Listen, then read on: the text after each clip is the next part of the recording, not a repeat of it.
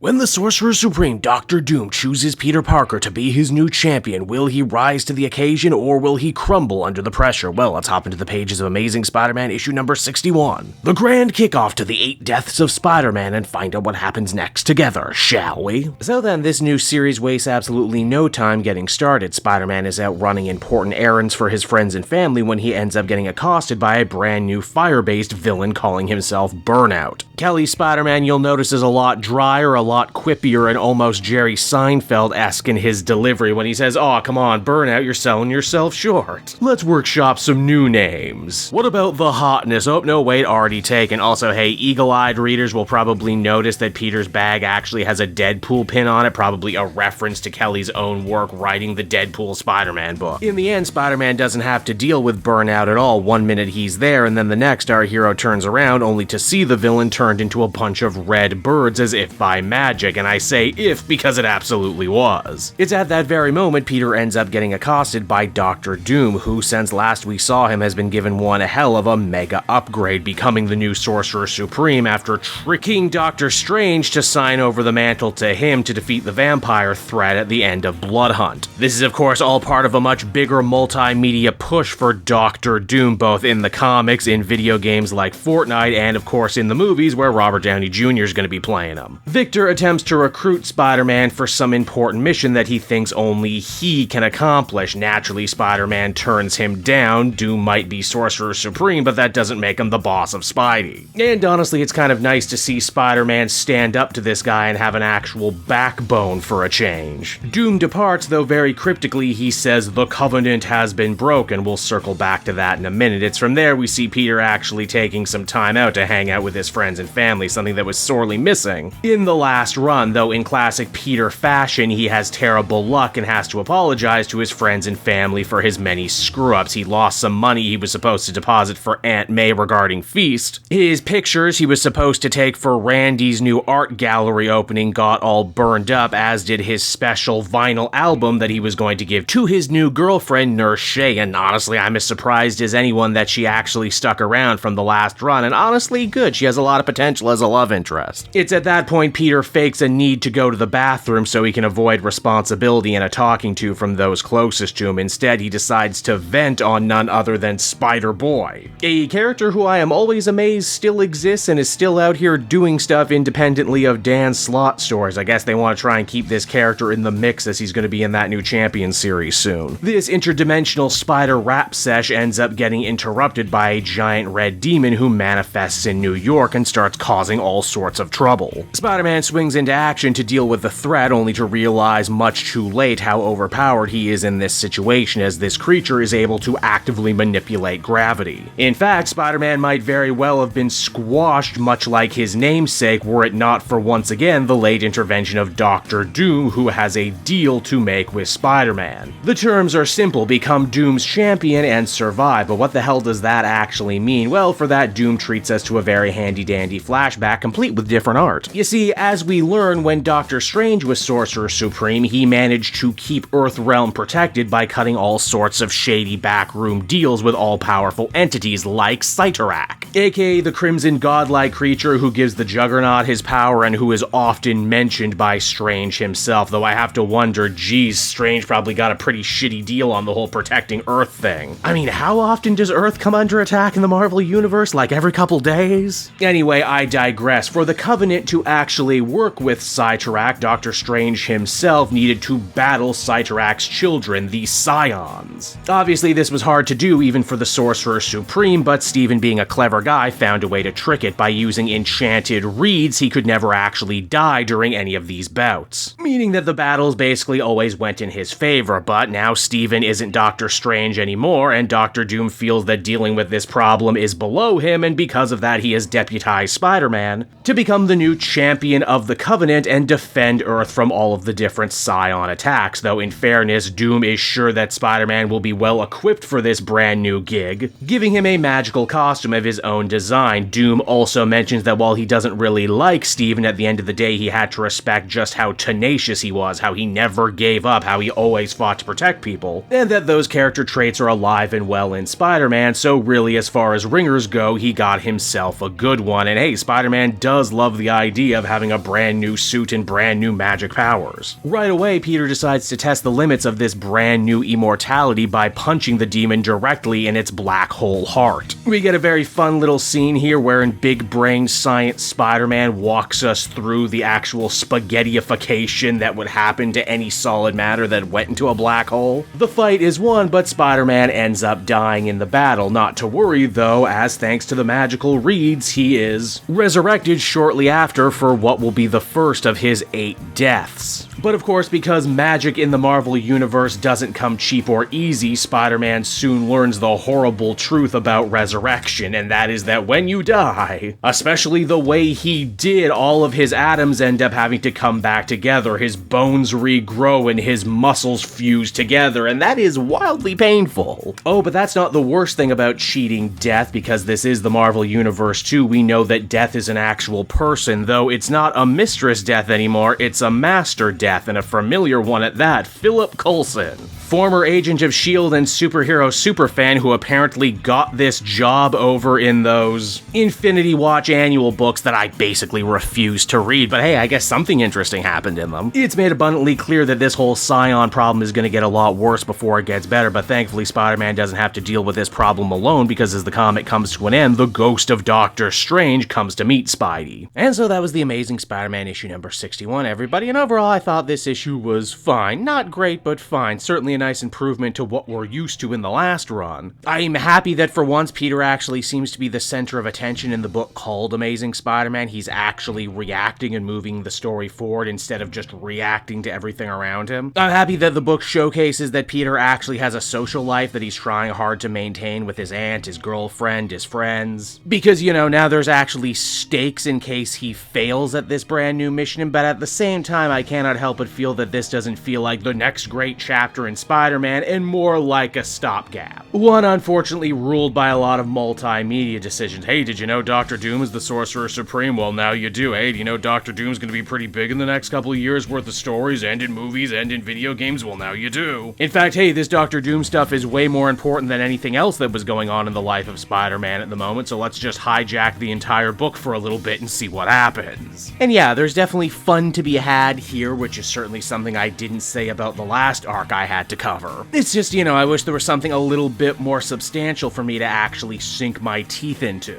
So far, this is the comic equivalent of candy. Candy is good, everyone likes candy, but you can't make a whole meal out of candy now, can ya? And just to stretch this allegory further, gotta help you if you're diabetic, and after several bad Spider-Man runs in a row, I'm starting to feel a little bit diabetic. Overall, though, I think I'd feel comfortable giving this one a 7 out of 10, and I'll definitely be checking back to see what happens next. Hey there, everyone, it's your pal Cape Joel again, and if you're seeing my face right now, that means you watched to the end of the video, and I'll always be grateful for that. Retention helps in this crazy YouTube game, and so does becoming a patron. If you head on down to the description, you can find a link to my Patreon page. Recently just redid all the tiers. A lot of cool stuff offering up there, exclusive commentaries, exclusive polls, behind-the-scenes concept art for Capes and Quest. That's the brand new D&D show I've started soon. Never been a better time to become a patron. You can become a patron for as little as $1 a month and help the channel grow, and, you know, help me continue to deliver content like what you just saw. So I want to thank you all, and I will see you again next time. Bye-bye.